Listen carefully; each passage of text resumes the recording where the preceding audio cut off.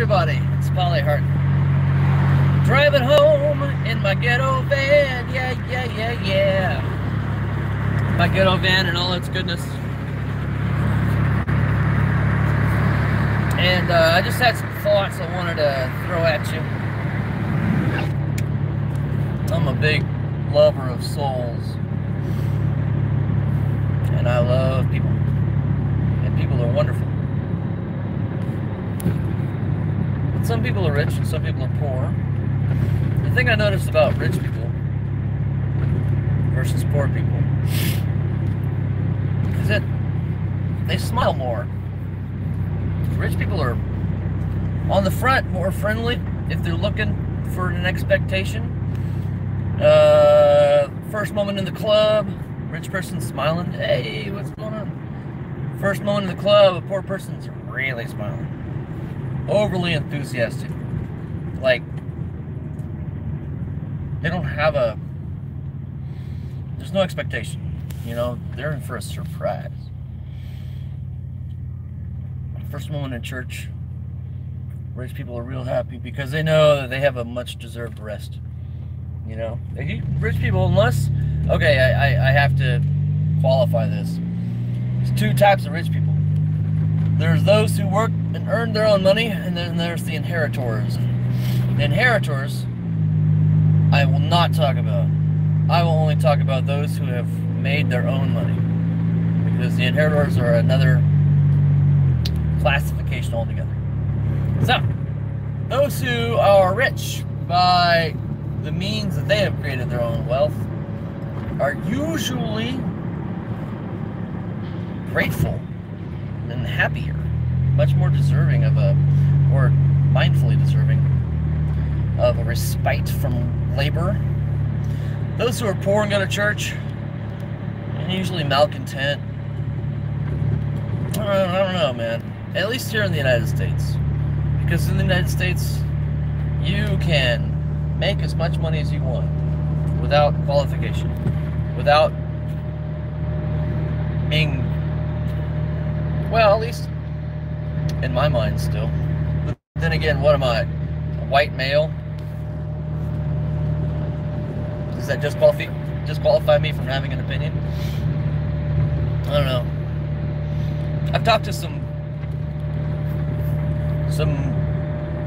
African-American females. I've talked to some biracial, transgender Asians. Well, just the one. And they didn't seem to have any problems getting what they needed out of life in the United States. You know, they became satisfied with the wealth that they had. Even though they had some problems, they kept on trying. They kept on keeping on. They worked hard and they got it. You know, you can do that here. You can work hard in the United States and get what you need. There's a story of a man who was driving out in the countryside. He had his big boat being pulled by his dually truck. Stopped at the dock, unloading his truck. Or unloading his boat from his truck. Got the boat in the water, and he was getting his fishing pole ready when he was trolling along, still getting ready to go out to the main lake area, and he saw a man on the shore. Straw hat, tattered clothes. He said, hold on a second, what's this guy all about? So he came up as close as he wanted to the shoreline. It's a deep draw, so said, young man, what are you doing on the shore? Well, I'm fishing. But it's a Thursday, you should be at work. Well, sir, I just realized that I could fish whenever I wanted to and enjoy life. What? What do you mean? You just fish all day? Yes, sir, I do. Well, you need to get a job and a home. Well, what do I need a job and a home for? So you can, you know, go to work and then come home and then go to work and come home and save up enough money so you can go fishing like me. And he said, well, I'm fishing now. So there you have it. It's the level of contentment that you're willing to be satisfied with in the United States, or it's just ignorance, or willful ignorance, which is worse. Willful ignorance is, to me, a malfeasance. It really is. I don't think willful ignorance should exist. Look, if you live in New York City and you're tired of being taxed, tired of all the hoopla, then move to the middle of nowhere. Because you know what? The middle of nowhere is great. You might not have all the accoutrements, all the niceties, but you will have everything you need. Make a better wage, make more money, cost of living will be lower. It'll be great. There is room enough on this great earth for you to have feet and have land. Now that's underneath the society that I live. I can't speak to any other society. Stuff's going everywhere. I can't speak to any other society, really. I've been to Russia, I've been to Guatemala, I've been to Mexico, I've been to Finland, El Salvador, and Canada. But I just visited, really. The only places I lived in Indonesia as a child, but I don't really recall that. I got more formative years there, so I'm pretty unwhite when it comes to my mindset. That's why the women that I fell in love with. But anyway. Short, dark skin. But my wife looks Puerto Rican. I just want to say she's beautiful to me.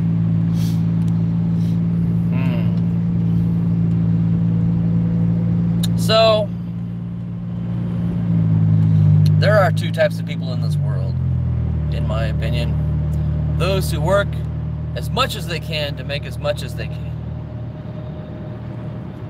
And those who work as little as they can to make as much as they can. And you know this type of person. They're a looter. There's the makers and the takers. There's the producers and the looters. The looter is the person who tries real hard to get out of a test, or tries real hard to come up with an excuse not to go to work, or bends over backwards to cheat, steal, when telling the truth would be easier. You know, they go out of their way to do things wrong. I don't get it. They go out of their way to be an idiot. I just don't understand that, you know? Get a job. Go to work. Keep going to work. Show up on time. And do what's expected of you. There's nothing wrong with being a cog in the machine. You can still have free will. You can still be an open-minded person.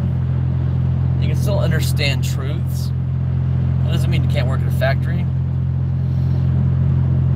I enjoy my life right now. I kind of was working for myself as a contractor that worked out better than where I could be a 9-to-5 employee for this fellow. So I was doing that. So that's good. It's good that I changed, modified the way I worked. But still, you know, I mean, just gotta do what he needs done, and it's great. And if you can be a self-employed person, it's probably the way to go. Learn how to write your taxes off. It's pretty simple. Basically, just keep all your mileage from your driving. And if you're on the job and you eat a meal, and it counts towards that, like if you're in a meeting, every meal should be a meeting with you. You know, take a contractor out to lunch day. That way, the contractor can write it off as you're as a potential client, or if you're the contractor, if you're a client. You know, either way, learn how to use the barter system. Barter system is the best anyway. Volunteerism. In my mind, because I'm not a, well, I'm a capitalist, But I'm an anarcho-capitalist, and I'm a laissez-faire anarcho-capitalist. So that means that it doesn't matter how you make a buck as long as you make a buck. But I have to put an addendum on that. I'm a moral laissez-faire anarcho-capitalist.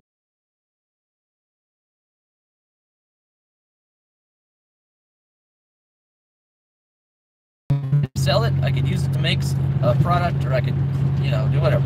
It doesn't matter, man. Like anything I see, I can figure out, can I buy that from this person and then move it over here and sell it for more? That's what a convenience store is. It's just, you're not going to the warehouse and picking it up yourself. You know, I feel like a donut, a Sprite, and a lottery ticket. You can go to one place and get all those things because they combined them for you in a convenience store. Well, that's crap. Look, if it costs you, let's say you walk in and you spend a donut, Sprite, and a lottery ticket. Okay, let's just say you add on, make it 3 donuts. It's $10, right? Or not a Sprite, but a Monster or something. Anyway, you spend $10 at a convenience store. Well, you're probably susceptible to 40% markup, which means you would have only spent $6, right? If-ish. Well, anyway, let's say you could have saved $4 by going somewhere else and getting these things. Well, first of all, you should never buy a lottery ticket. That's a tax on the stupid. Or a lotto ticket. Same thing. One's scratch off, one's a, you know, a weekly draw or a daily draw or every other day, whatever it is. Lotto and lottery. Waste. Waste, waste, waste. You just throw your money in the toilet. You'd be better cleaning out your drain pipes than doing that. Throw your money to the wind. Write on your dollar bill, hi, if you find me, please call this person and we can have a chat. Or give it to me. Send all your money to Polyhard. And I will, or all your expendable income, and I will invest it for you. And I'll become an investment person. And we can broker out a deal to where you can make more money than if you ever played the stupid lottery. Anyway, so let's say I want to get a Monster. I want to get some donuts. Well, donuts are tough to come by, fresh.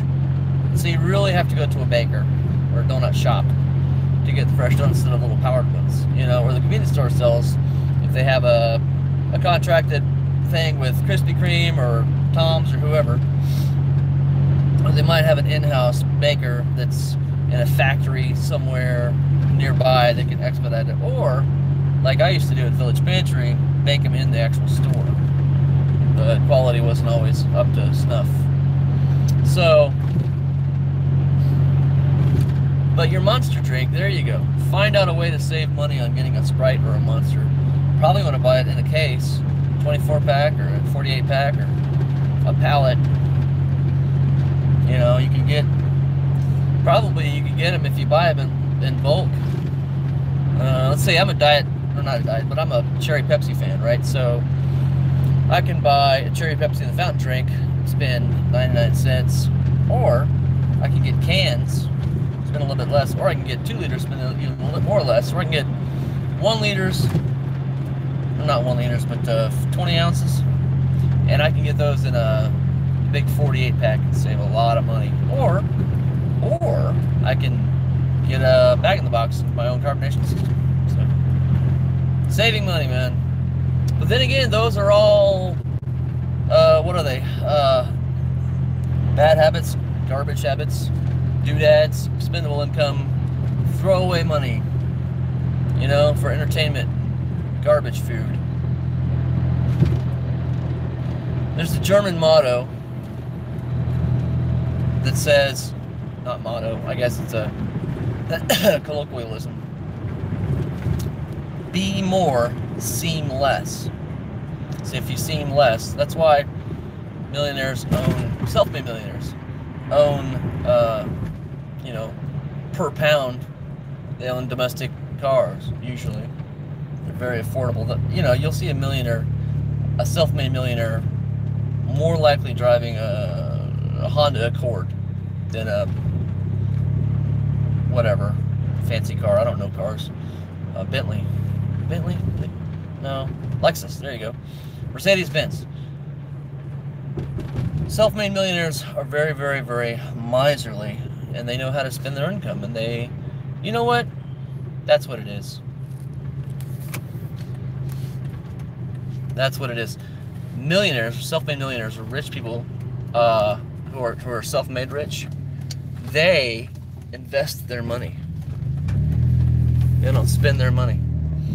There's a show called Atlanta that I watched in season 1. Danny Glover's character goes with one of the other fellas, and he gets at the pawn shop, he pawns his phone for a sword. The guy convinces him to go take the sword and exchange it for a dog, right? And then he gives him the dog to another guy and says, okay, let's go. He says, what do you mean, let's go? He says, you wanted to be rich, right? I told you I could, quadruple your money. He said, wait a minute, where are you taking money? What's going on here? He says, well, you'll get your money back, in a couple of months, in September or something. And Danny Glover's character says, look, I'm poor. The poor need their food and their money now. They don't have the strength or the wherewithal to invest. And then in season 2, it just came out, the dude gets his money back and hands him $4,000. He says, see, I told you. Now that's the attitude. That's the difference between the poor and the rich. The rich will save, and they'll take their savings and invest it. See, money can be made by three ways. Money can be made by your time or your energy, or money can be made with money. That's what investing is. However, the poor don't understand that. The poor only understand that you can only make money with time and energy. 2 things. The rich understand that you can make money with time, energy, or money. It's better to make money with money. What happens to the poor when they gonna go buy lottery tickets? Gonna go buy an ATV? These things are called doodads. Doodads will waste your life. So, saving money, spending money correctly, investing money. This is how to win. Never retire. Just keep on keeping on. That's the thing. Your biggest goal right now, between your 20s, 30s, and 40s, and 50s even, is to create wealth that's passive. Grow your passive income. What I mean by that is take your money to make other money, and that money makes more money, and then you don't have to spend your time and energy. So when you're weak and infirmed, that money makes you money. What do I mean by that? Well, let's say that you're like me, and you use your time and energy and money to write books. And you create these tiny employees. And these books will sell when I'm too old to work. Hello, cats. How you doing? Anyway, those are my thoughts for the day. Love you. See you later. Bye.